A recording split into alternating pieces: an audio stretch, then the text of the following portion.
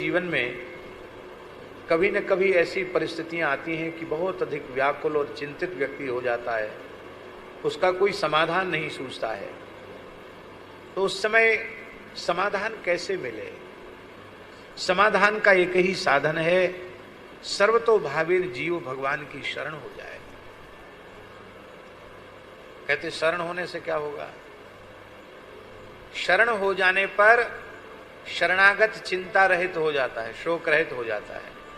अब उसकी शोक, उसकी विपत्ति, उसकी चिंता, उसकी प्रतिकूलता, सबका भार ठाकुर जी के ऊपर आ जाता है।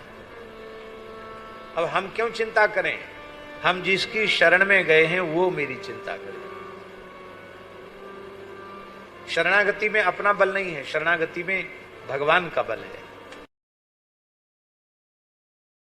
जीवन में कभी न कभी ऐसी परिस्थितियां आती हैं कि बहुत अधिक व्याकुल और चिंतित व्यक्ति हो जाता है, उसका कोई समाधान नहीं सूझता है। तो उस समय समाधान कैसे मिले? समाधान का एक ही साधन है, सर्वतोभावेन जीव भगवान की शरण हो जाए। कहते शरण होने से क्या होगा?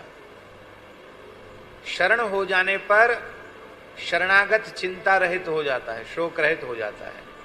अब उसकी शोक, उसकी विपत्ति, उसकी चिंता, उसकी प्रतिकूलता, सबका भार ठाकुर जी के ऊपर आ जाता है। अब हम क्यों चिंता करें? हम जिसकी शरण में गए हैं वो मेरी चिंता करें। शरणागति में अपना बल नहीं है, शरणागति में भगवान का बल है।